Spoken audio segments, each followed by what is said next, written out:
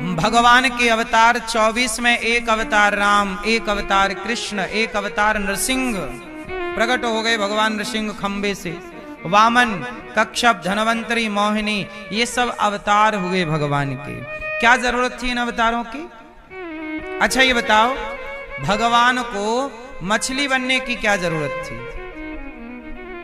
मछली जल की रानी है, जीवन उसका पानी है, हाथ लगाओ डर जाती, बाहर निकालो।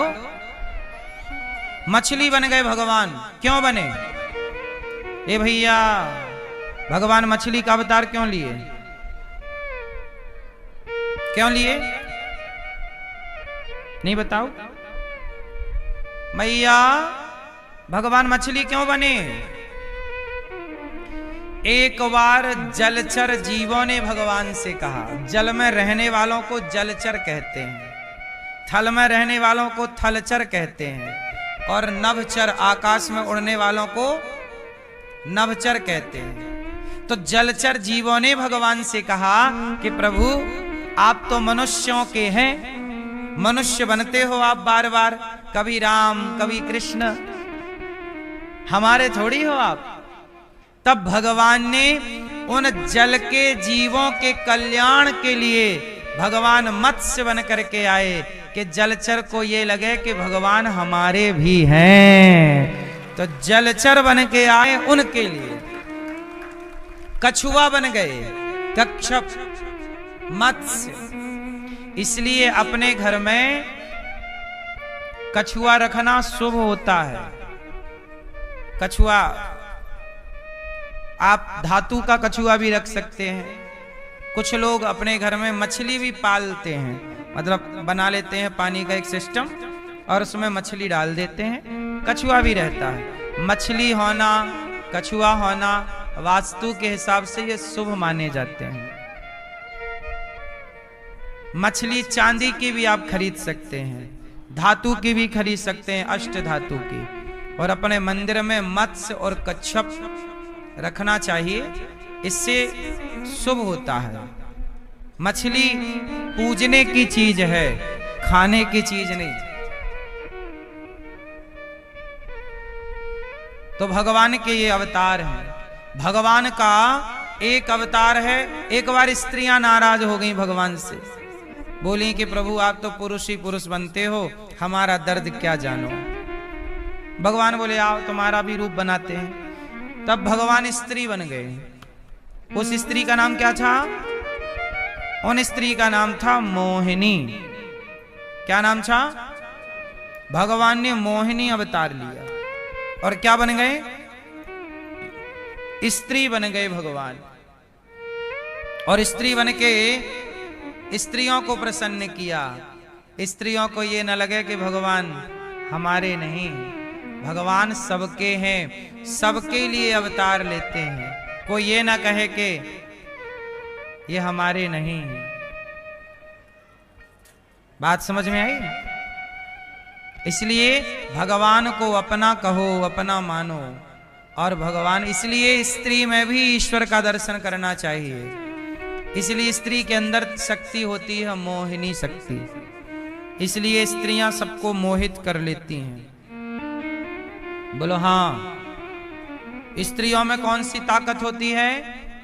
पुरुष में बल होता है, स्त्रियों में भी पुरुषों से ज्यादा बल होता है। हाँ या ना? स्त्रियां, अच्छा बताओ, पुरुष बलवान है कि स्त्री? दोनों की लड़ाई होगी, कौन जीतेगा? बोलो कौन जी? आपके यहां लड़ाई होती, कौन जीतता भैया? हाँ नहीं, पति पत्नी में लड़ाई होती है तो आप जीतते हो?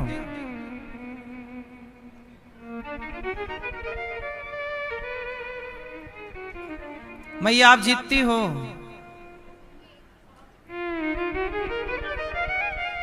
वो सरेंडर हो जाते हैं, आप नहीं होती हो।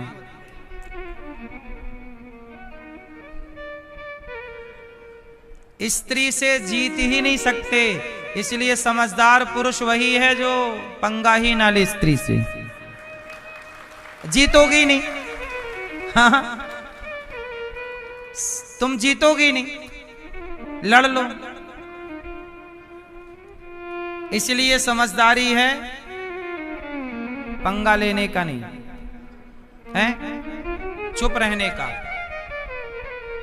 तू ही बोल।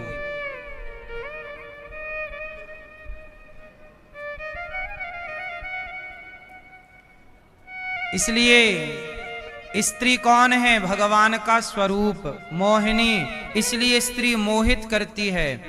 वह स्त्री अच्छी है जो अपने पति को मोहित करके रखे, और जो स्त्री पड़ोसी को मोहित करे वो दुष्ट है।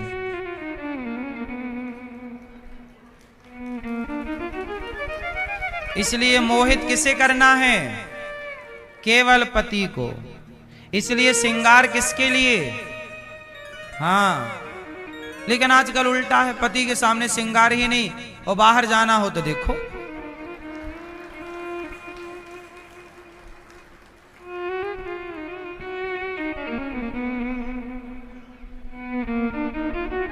आपका रूप, आपकी सुंदरता आपके पति के लिए है। यदि संसार आपकी सुंदरता पर मोहित हो रहा है तो यह माता सीता श्रृंगार करती हैं किसके लिए? पति के लिए। अनसुईया जी श्रृंगार करती हैं किसके लिए? पति के लिए। राधा रानी श्रृंगार करती हैं किसके लिए? क्या राधा रानी का श्रृंगार किसी और के लिए है? क्या सीता माता का श्रृंगार किसी और के लिए है? ऐसे आपको भी यही भाव रखना है कि हमारा श्रृंगार भी किसी और के लिए ना हो। यही धर्म है। यदि आप धर्म से चलो तो धर्म ये है, वरना फिर अधर्म से चलना है तो फिर सबको मोहित करो। तो भगवान के 24 अवतार हुए। 24 अवतारों में राम और कृष्ण अवतार विशेष हैं। अब देखो, वासुदेव परा वेदा, वासुदेव परा मखा, वासुदेव परा योगा, वासुदेव परा क्रिया। कृष्ण ही सब कुछ है, कृष्ण में ही सब कुछ समाया हुआ है। इसलिए भगवान कृष्ण का आश्रय लेना चाहिए। एक बार नारद जी आत्मकथा बताते हैं। एक बार नारद जी वेद व्यास जी के पास गए और कहने लगे कि व्यास जी आप उदास क्यों बैठे हैं? तो व्यास जी ने कहा कि देखो मैंने 17 पुराण लिख डाले पर शांति नहीं मिल रही है। तब कहा कि भागवत जी की रचना कीजिए, जब भागवत की रचना करोगे शांति मिलेगी। नारद जी बोले मैं पिछले जन्म में दासी पुत्र था। अच्छा, नारद जी पहले जन्म में क्या थे? जरा ध्यान से सुनिएगा। नारद जी पिछले जन्म में इनकी माता घर में बर्तन धोने का काम करती थी। नारद जी की माता। एक दिन क्या हुआ कि संत आए। नारद जी ने खूब संतों की सेवा की। तो नारद जी संतों से बोले कि गुरुदेव हमें भी कोई मंत्र दे दो। तो संतों ने मंत्र दे दिया। अब वो मंत्र सुन करके नारद जी उस मंत्र का जाप करने लगे। संत जाने लगे तो पीछे पीछे नारद जी भी जाने लगे। तो माता ने रोक लिया नारद जी की कि बेटा तुम चले जाओगे तो हमारा बुढ़ापे का सहारा कौन बनेगा? तो रोक लिया माता ने। नारद जी बड़े परेशान हो गए कि देखो माता के चक्कर में मुझे रुकना पड़ा। एक दिन माता को सांप ने डस लिया। नारद जी की माता जी का देहांत हो गया, मृत्यु हो गई। तब नारद जी ने माता का अंतिम संस्कार किया, सारी विधि की, और नारद जी जंगल चले गए और वहां उसी मंत्र का जाप किया जो मंत्र गुरु जी ने दिया था। उस मंत्र का जाप करते करते वर्षों बीत गए, जवानी निकल गई। बुढ़ापा निकल गया, आखिरी समय आ गया। एक दिन नारद जी रोने लगे, हे भगवान, हम तुम्हारी भक्ति करते करते जवानी गवाए, बुढ़ापा गवाए, तुम तो आए ही नहीं। लगता है हमारा सब भजन फालतू चला गया, आपका तो दर्शन हुआ नहीं। तब आकाशवाणी हुई, बेटा नारद, तुम्हें इस जन्म में मेरा दर्शन नहीं होगा। मेरा दर्शन करने के लिए तुम्हारे शरीर में बल नहीं है। ये शरीर जब छूटेगा तब हम तुम्हें दिव्य शरीर प्रदान करेंगे, उस शरीर से आप मेरा दर्शन कर पाओगे। अब नारद जी प्रसन्न हो गए और इंतजार करने लगे कि ये शरीर कब छूटे, कब प्रभु का दर्शन हो। और नारद जी भगवत चिंतन करने लगे, मंत्र का जाप करने लगे। शरीर छूटा तो उन्हें ब्रह्मा का पुत्र बनने का सौभाग्य मिला। नारद जी किसके पुत्र हैं? नारद जी किसके बेटे हैं? किसके? मेरी मां ब्रह्मा जी के बेटे हैं। और ब्रह्मा जी के पुत्र जब बने तो अब इन्हें भगवान का दर्शन हुआ। ये कथा ये बताती है कि हम आज जो तपस्या करेंगे, भजन करेंगे, इस भजन के प्रभाव से हमें एक दिव्य शरीर प्राप्त होगा, जिस शरीर से परमात्मा का प्रत्यक्ष दर्शन सुलभ है। क्या है कि इस शरीर से भगवान का दर्शन कैसा है? ये शरीर मिला है तपस्या के लिए। देहिनाम क्षण भंगुरः तपो दिव्यम पुत्र का येन सत्वम। ये शरीर किसके लिए मिला है? तपस्या के लिए। जब तपस्या आप इस शरीर से करोगे तो आपको भगवान इस शरीर के बाद अपना दर्शन दिव्य शरीर देंगे और आप फिर उनके सन्निकट रहोगे। भगवान का मिलना कठिन नहीं है। आप अपने शरीर को तपस्वी तो बनाओ, त्यागी तो बनाओ। नारद जी को ब्रह्मा का बेटा आज भी नारद जी हैं, विचरण करते हैं। किसके बल पर? तपस्या के बल पर। नारद जी बोले, व्यास जी आप भागवत जी की रचना कीजिए। और भागवत जी की बात व्यास जी को नारद जी ने बताई। 4 श्लोकों की भागवत जी सुनाई। और भागवत जी की शुरुआत वेद व्यास जी ने कहां से की? महाभारत के युद्ध से। मैया, महाभारत एक युद्ध हुआ। जैसे आज दुनिया भर में युद्ध चल रहे हैं, ऐसा ही एक जमाने में युद्ध भारत में हुआ था। सबसे बड़ा युद्ध कौन था? राम रावण का युद्ध बड़ा था कि महाभारत का युद्ध बड़ा था? जोर से मैया, कौन सा युद्ध बड़ा था? कौन सा? आप थे उस महाभारत में? कौन सा युद्ध बड़ा मेरी मां? महाभारत। आपने देखा है? सुनो, राम रावण का युद्ध सबसे बड़ा था। महाभारत के युद्ध में तो कोई योद्धा ही नहीं था। अच्छा बताओ, रावण बड़ा योद्धा था कि अर्जुन, पितामह, कृपाचार्य, गुरु द्रोणाचार्य? बताओ, रावण जैसे योद्धा की बराबरी कौन सा योद्धा कर रहा था महाभारत का? जरा नाम बताओ। क्या रावण जैसा बल अर्जुन के पास था? उत्तर। क्या भीम के पास था? अरे रावण की छोड़ो, क्या मेघनाथ जैसा बलवान कोई था? उत्तर। भैया छोड़ो, कुंभकर्ण जैसा बलवान था? उत्तर। बोलो। नहीं। सोचिए कि राम रावण के युद्ध में राम लड़ रहे हैं, जबकि महाभारत में तो भगवान कृष्ण लड़े ही नहीं।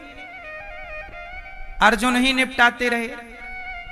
हम ये नहीं कहते कि कृष्ण नहीं लड़े, ना करते हुए भी कर वही रहे थे सब, लेकिन उस युद्ध में भगवान को लगा कि कोई इतना है ही नहीं कि जिससे मुझे लड़ना पड़े, पर राम को लड़ना पड़ा। तो जरा सोचिए कि जहां भगवान खड़े हों, हनुमान जी खड़े हों, हनुमान जी भी लड़े। अब बताओ, जिस युद्ध में हनुमान जी लड़ रहे हों वो युद्ध बड़ा है। इसलिए राम रावण का युद्ध इस धरती का सबसे बड़ा युद्ध था। उसके जैसा युद्ध ना कभी हुआ था, ना कभी। अब आपको एक छोटी सी कहानी, छोटी सी कथा सुनाते हैं, जो घटना घटी, सत्य जो लिखा है पुराणों में, वो सुनो। भीम भैया लंका गए हैं, क्योंकि त्रेता युग में घटना घटी राम रावण के युद्ध की। और महाभारत का युद्ध कब हुआ? द्वापर में। तो त्रेता के बाद क्या आया? द्वापर में। जब महाभारत की तैयारियां चल रही थी तो भीम भैया लंका गए थे विभीषण से कहने कि चलो आप हमारे तरफ से युद्ध करो। क्योंकि जब युद्ध होता है तो एक राजा दूसरे राजा से मदद सहयोग लेता है। तो लंका के राजा हैं विभीषण। तो भीम भैया ने कहा, विभीषण आप चलो और जरा हमारे उस युद्ध का दर्शन करो और आप हमारे पक्ष से। तो विभीषण जी बोले, ऐसा है कि ये हमारे लेवल का युद्ध नहीं है। हमारे लेवल का युद्ध जब हमारे लेवल का है ही नहीं तो हमारे जाने का क्या फायदा है। लेवल की बातें हों तो चलें। भीम भैया को लगा, क्या बात कर रहे हो, हमारे लेवल का नहीं है। अरे बहुत बड़ा युद्ध होने वाला है, आज तक ऐसा युद्ध नहीं हुआ। भीम भैया बोले, विभीषण बोले, सुनो महाबली भीम, हमने राम रावण का युद्ध देखा है, उससे बड़ा नहीं हो सकता। भीम भैया बोले, नहीं बड़ा है। तो अब कैसे निर्णय होए कि वो वाला बड़ा था युद्ध के ये वाला? तो भीम भैया को लेकर के विभीषण जी गए एक तालाब में। कहा, जाओ तालाब में डुबकी लगाओ और ये पता करके आओ किसकी गहराई कितनी है। भीम भैया उतारे कपड़े, कूद गए। अच्छा, भीम भैया को गहरी सांस रोकने का अभ्यास था। भीम भैया कई कई दिन तक पानी में रह सकते थे, दिनों तक, मिनटों और घंटों तक नहीं। ऐसे भीम भैया डूबते गए गहरे, पर उसकी कोई थाह ना पा सके। लौट कर आए, बोले भाई ये तालाब इतना गहरा पता ही नहीं। तब विभीषण जी ने कहा कि ये तालाब नहीं है, ये कुंभकर्ण का सर है जिसमें पानी भर गया है।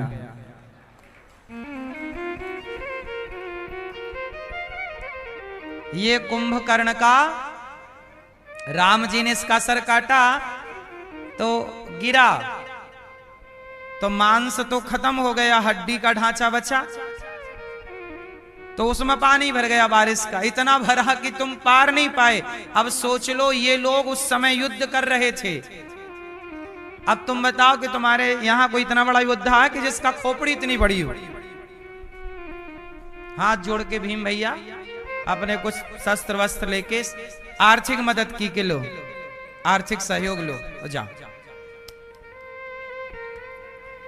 तो भीम भैया युद्ध की तैयारियां कर रहे हैं। महाभारत का युद्ध, राम रावण का युद्ध। राम कोई सामान्य नहीं है और रावण भी कोई सामान्य नहीं है। रावण को आप हल्के में ले रहे हो क्यों भैया? रावण कैसा था? हैं? रावण का एक पक्ष तो यह है कि सब लोग कहते हैं बड़ा दुष्ट था, लेकिन एक बात बताएं, रावण ने सीता मां को चुराया, ये बात थोड़ी देर के लिए किनारे कर दी जाए तो रावण में बहुत सारे गुण भी थे। क्योंकि एक अवगुण के कारण उसके सारे गुण ढक गए, लेकिन उसके बहुत गुण थे। रावण के बारे में सुनो। रावण सबसे पहले तो बहुत सुंदर था। रावण कैसा था? बहुत ही सुंदर था। जो स्त्री रावण को देखती थी वो रावण को प्राप्त करना चाहती थी। सबकी बात नहीं है, सामान्य जो दृष्टि है। रावण बहुत सुंदर था।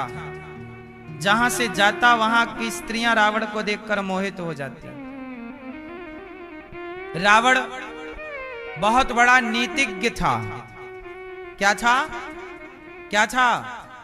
इसलिए राम जी ने लक्ष्मण जी से कहा था कि जाओ, रावण मरने वाला है, कुछ नीति शास्त्र का ज्ञान ले लो।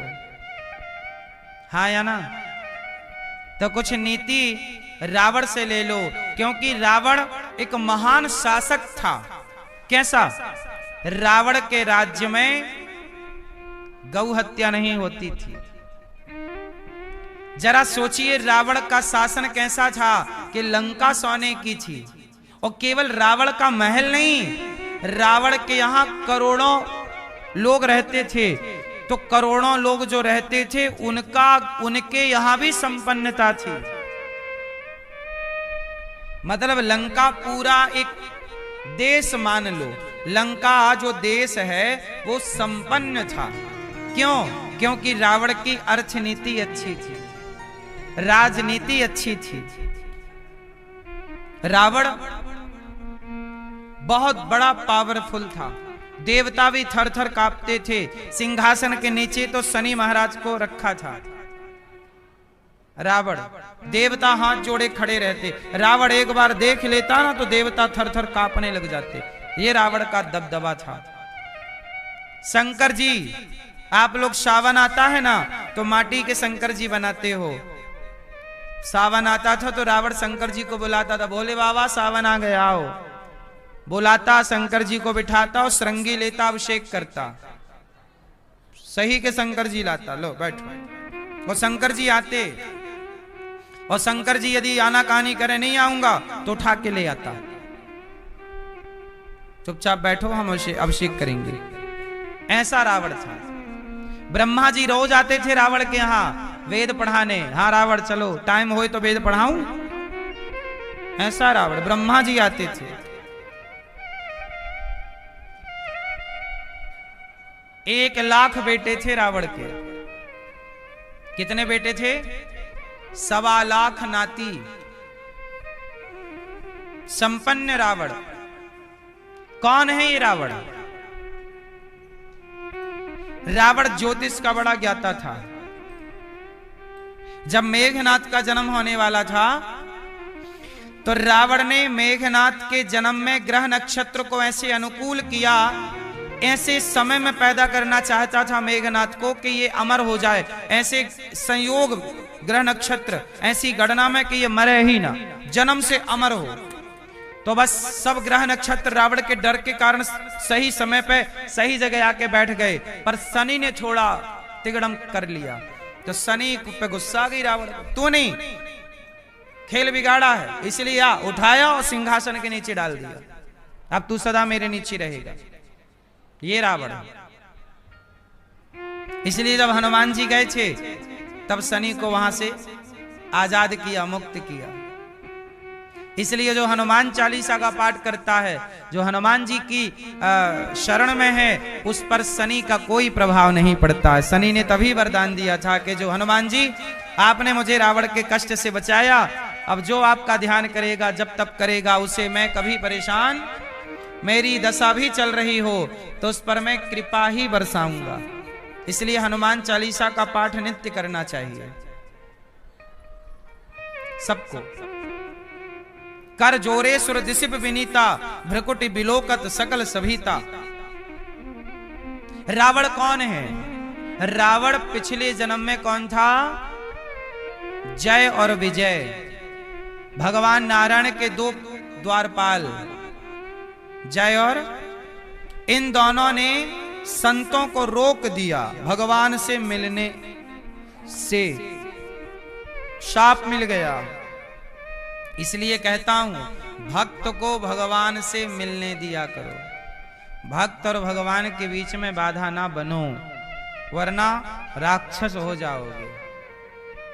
जय विजय पार्षद हैं, नित्य भगवान के सेवक हैं, नित्य द्वारपाल हैं। जय और विजय शाप लग गया, जाओ राक्षस हो जाओ, भगवान से मिलने से रोकते हो। शाप मिला, वही जय विजय रावण कुंभकर्ण हो गए। ये कोई सामान्य नहीं है। रावण बस एक गलती कर दिया उसने, सीता मां को चुरा के ले आया, नियत बिगड़ गई। जगत जननी पर नियत बिगड़ गई। इसलिए कहता हूं आप कितने भी विद्वान हो, आप में लाख गुण हो, पर यदि आप में एक अवगुण आ जाए, एक अवगुण कौन सा? पराई स्त्री का अवगुण।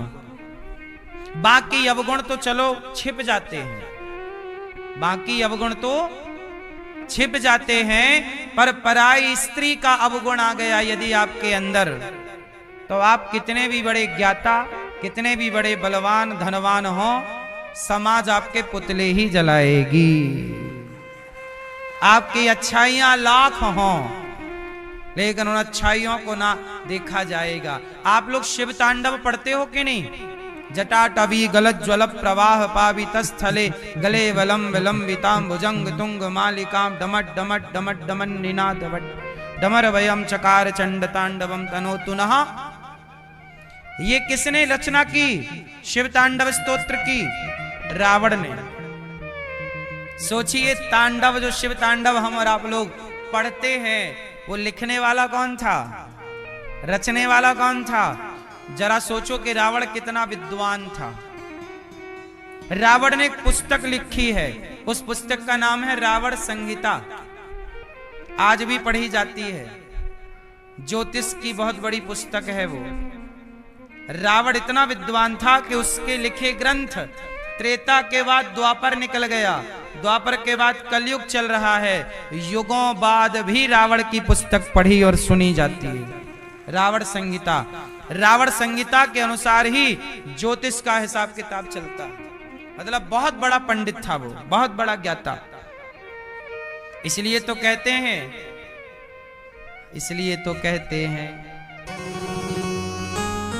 हाँ कहते हैं कि वेद जो पढ़ते हैं, वेद जो पढ़ते हैं ज्ञानी कहलाते हैं। वेद जो पढ़ते हैं ज्ञानी कहलाते हैं। पर रावण के जैसा, पर रावण के जैसा कोई ज्ञानी कहाँ होगा।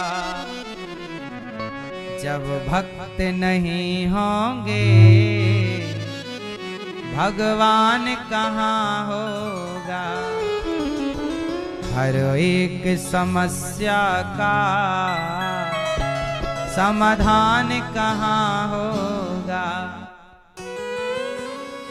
मेहमान मेहमान जो आते हैं मेहमानी होती है।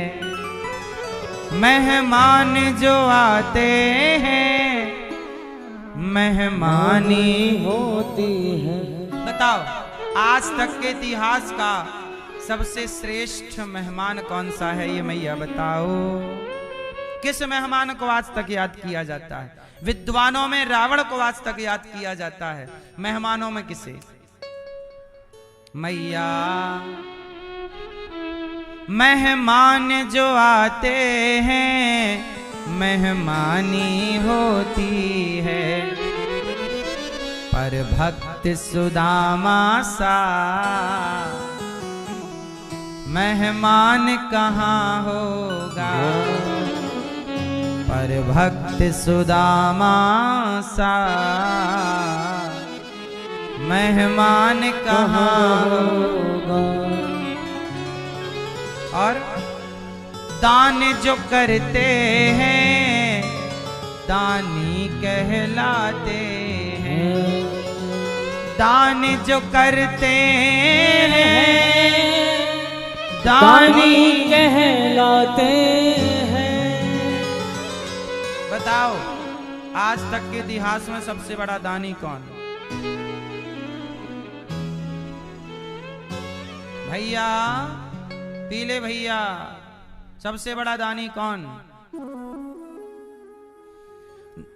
दान जो करते हैं दानी कहलाते हैं। जो दान करता है वो क्या कहलाता है?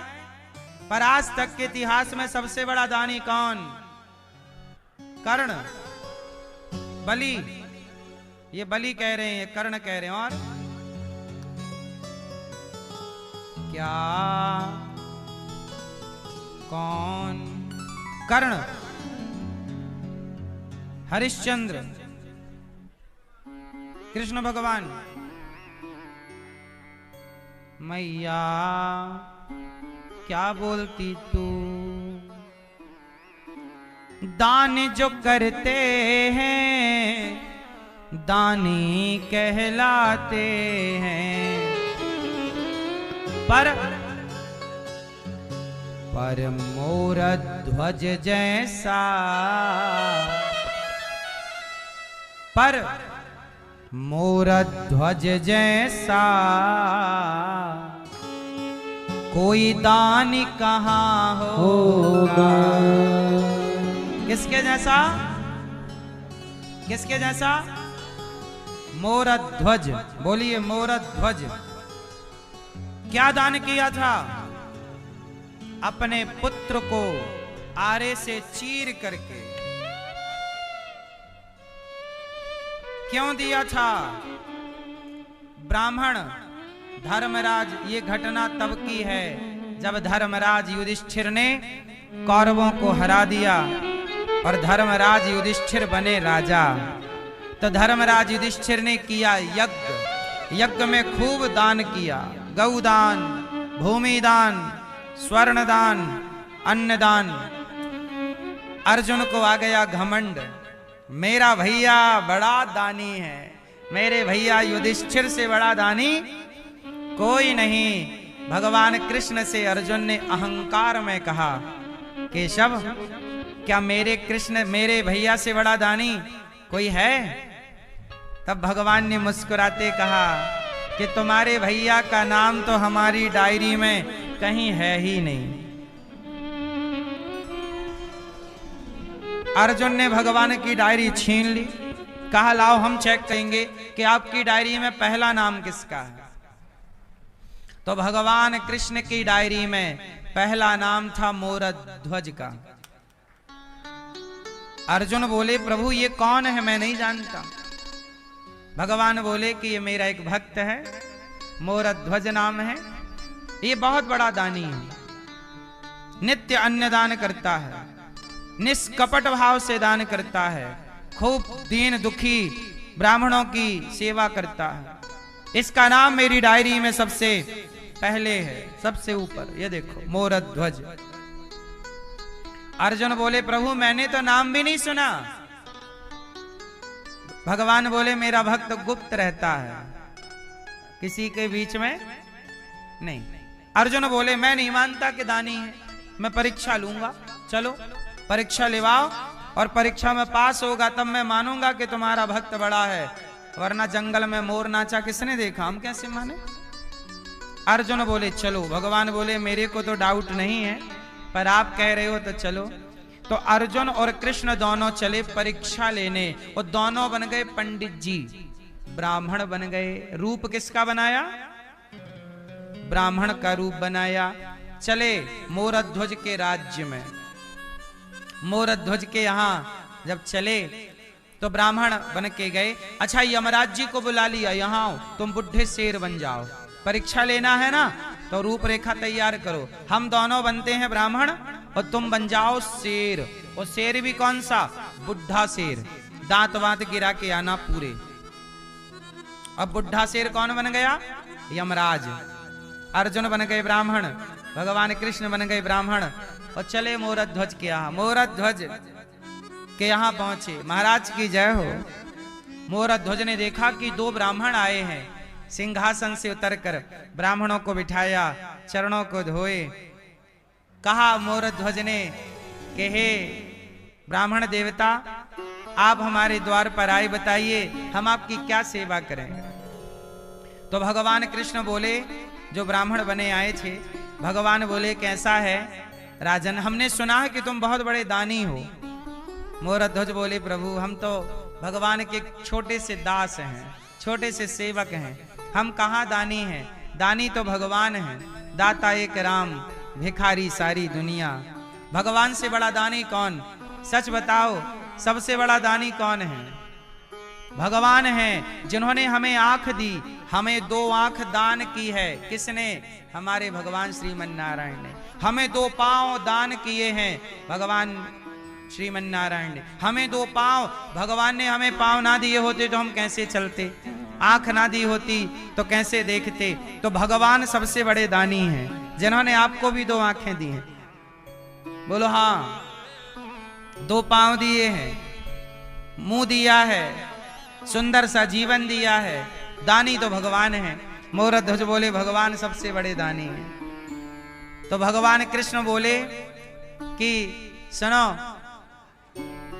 हमें भूख लगी है, सुना है कि तुम बहुत बड़े दानी हो, तो ऐसा करो कि हमें भोजन करा दो। मोरध्वज बोले महाराज, ये तो बड़ी सौभाग्य की बात है कि आपको भोजन कराने का सौभाग्य मिलेगा। तो ब्राह्मण बोले कि हम भोजन तो करेंगे, पर ऐसा है कि हमारा शेर बाहर खड़ा है। हमारा कौन बाहर खड़ा है? शेर। और वो हो गया है बुढ़ा, उसके गिर गए हैं दांत, और वो खाता है मांस। तो ऐसा है कि महाराज आप थोड़े से मांस की व्यवस्था कर दो।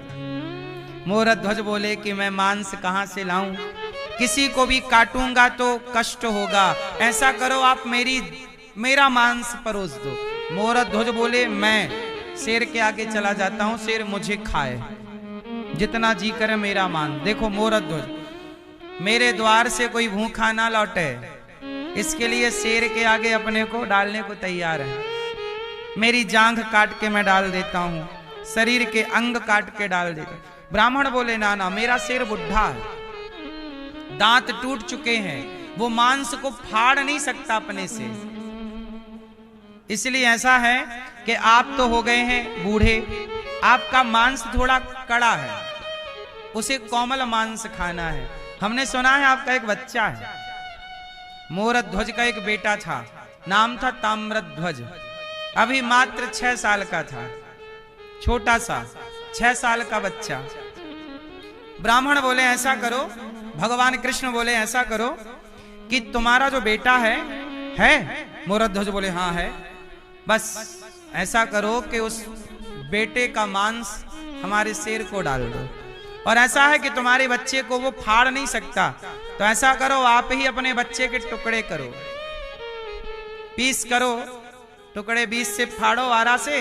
ये आरा मतलब लकड़ी चीरने वाला आरा, उससे जरा बच्चे के 2 भाग करो, सिर से आरा चला के, फिर 2 भाग करके, फिर 1 भाग के फिर 5-6 टुकड़े करना, शेर को डाल देना, वो खा लेगा।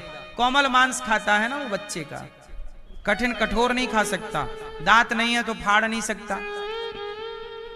बस इतनी सी प्रार्थना है, आप ये दान करिए।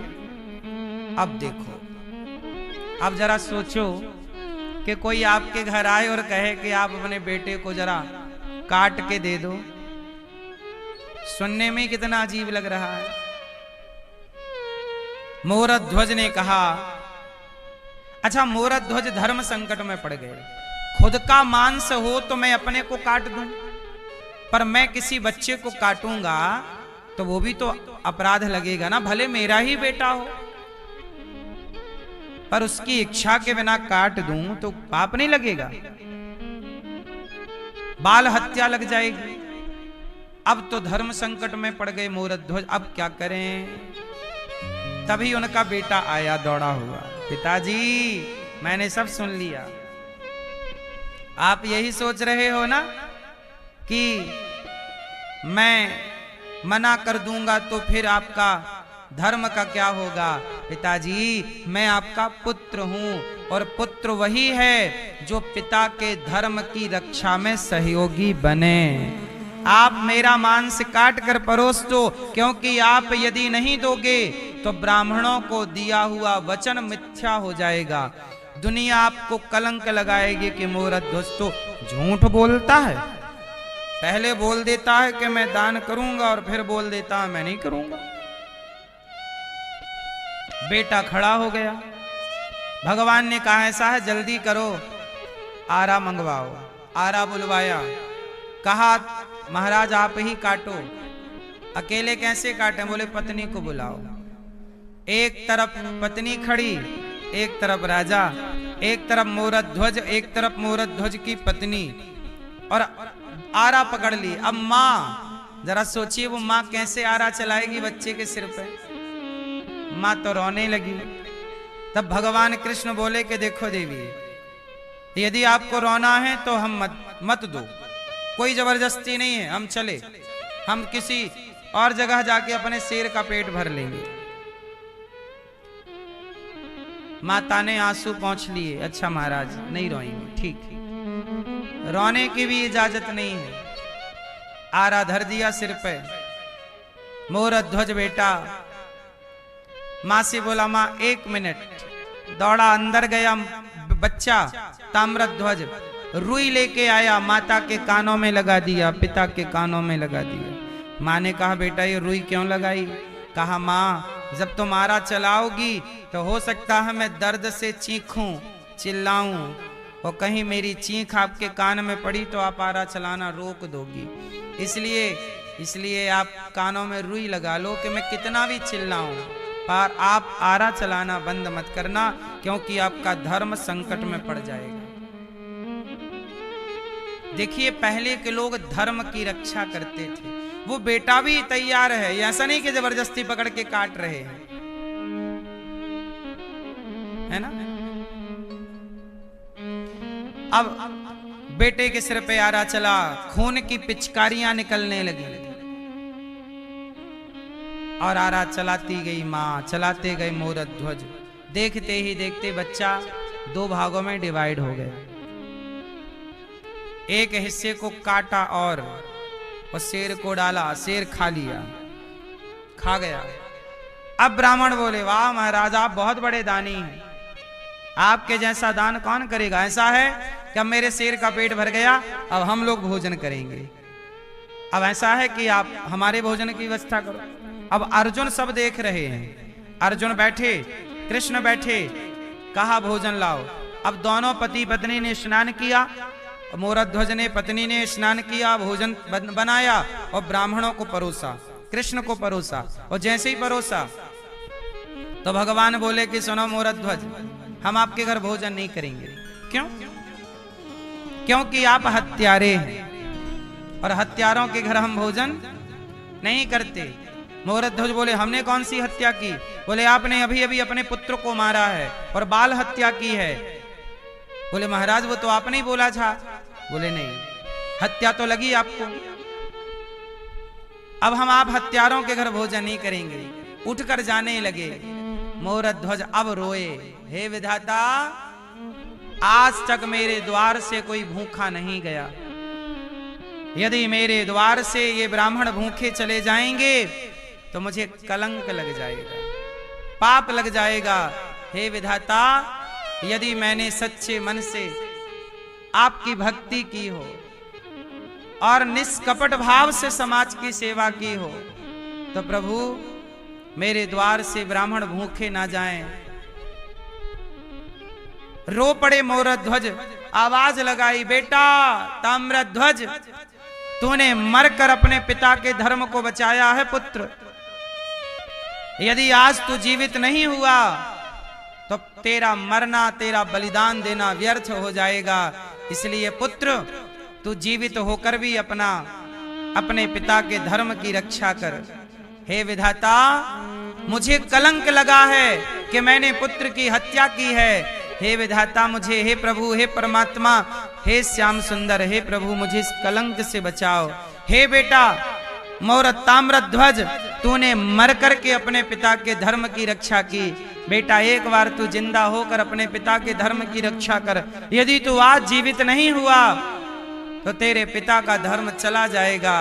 ये कह करके जब मोरध्वज दुखी हुए तो भक्त को दुखी देखकर भला भगवान कैसे ना रोते। भगवान ने उनके मरे हुए पुत्र को जीवित कर दिया और ताम्रध्वज दौड़ा हुआ आया, पिताजी मैं मरकर भी आपके धर्म की रक्षा करूंगा और जीवित होकर भी आपके धर्म की रक्षा करूंगा। भगवान ने उनका मरा हुआ पुत्र जीवित किया और लौटाया। और जब मोरध्वज ने पुत्र को देखा और ब्राह्मणों को देखा तो वहां कोई ब्राह्मण नहीं थे, वहां अर्जुन और कृष्ण थे और वहां पर यमराज थे शेर के रूप में। हाथ जोड़ करके अर्जुन चरणों में गिर पड़े मोरध्वज के। अब अर्जुन को विश्वास हो गया कि प्रभु मोरध्वज के जैसा इस धरती पे कोई दूसरा दानी नहीं। इसलिए पहले के लोग पुत्र की रक्षा नहीं, अपने प्राणों की रक्षा नहीं, पहले के लोग धर्म की रक्षा करते थे। इसलिए आपसे मेरी प्रार्थना है कि पुत्र गया तो आ जाएगा, प्राण गए तो फिर जीवन मिल जाएगा, पर धर्म गया तो फिर कहां ढूंढोगे। इसलिए धर्म की रक्षा करना सीखो। धर्मो रक्षति रक्षिता, जो धर्म की रक्षा करता है धर्म उसकी रक्षा करता है। इसलिए किसी भी परिस्थिति में मेरी मां धर्म को मत जाने दीजिएगा। किसे मत जाने दीजिए? धर्म को मत जाने दीजिए। धर्म ही धन है। इसलिए मोरध्वज सबसे बड़े दानी। मोरध्वज ने क्या कहा कि मेरे द्वार से कोई ब्राह्मण भूखा, कोई अतिथि भूखा ना जाए। आप गृहस्थों के घर से कोई अतिथि भूखा चला गया तो ये आपके लिए सबसे बड़ा पाप है। लेकिन आजकल अतिथि की सेवा करने में यदि आपको 2 लोगों का भोजन बनाने पड़ जाए तो सिर चढ़ जाता है कि ये आ गए खाने के लिए। कोई मेहमान आए और उसके लिए भोजन बनाना पड़े तो इसी भाव से बनाना चाहिए कि हमारे द्वार पे भगवान आए हैं, ना जाने किस रूप में नारायण मिल जाएं। हर रूप में भगवत दर्शन करते भोजन कराना चाहिए। अतिथि को देख करके कभी सिर ना चढ़ा लो, परेशान ना हो जाए। अतिथि के रूप में भगवान ही हैं। इसलिए अतिथि सबसे बड़ा भगवान है। गृहस्थ का धर्म क्या है? माता की सेवा, पिता की सेवा, अतिथि की सेवा, बस इतने से तुम्हारा कल्याण हो जाएगा। इसलिए गौरी गोपाल में अखंड भोजन चलता है कि यहाँ हजारों लोग नित्य आते हैं, कोई भूखा ना जाए, सबको भरपेट भोजन मिले। इसलिए दास अनिरुद्ध गृहस्थ है ना, हम भी गृहस्थ हैं, गौरी गोपाल से कोई भूखा ना जाए, यही प्रयास रहता है। हम तो अपने केवल गृहस्थ धर्म का पालन करते हैं। कोई भी यहां से भूखा ना जाए। सारे भक्तों को अभी भी देखो, आप यहां बैठे हैं, ऊपर भोजन चल रहा है, अभी भी चेक कर सकते हैं। रात के 2 बजे आना, भोजन मिलेगा गौरी गोपाल में। 24 घंटे यहां से कोई भूखा नहीं जाता। हमारे को ये विश्वास है कि इसी अतिथि सेवा के बल पर हमें भगवत दर्शन होगा। सेवा ही परमात्मा से जोड़ेगी, सेवा ही भगवान का दर्शन कराएगी। इसलिए कहता हूं आप भी सेवा करो। यहाँ हजारों साधु संत आते हैं, सबको भरपेट भोजन मिलता है। कोई भी संत आए, आपसे मेरी प्रार्थना है आप भी अन्नदान करो, थोड़ा सा संतों को भोजन कराओ।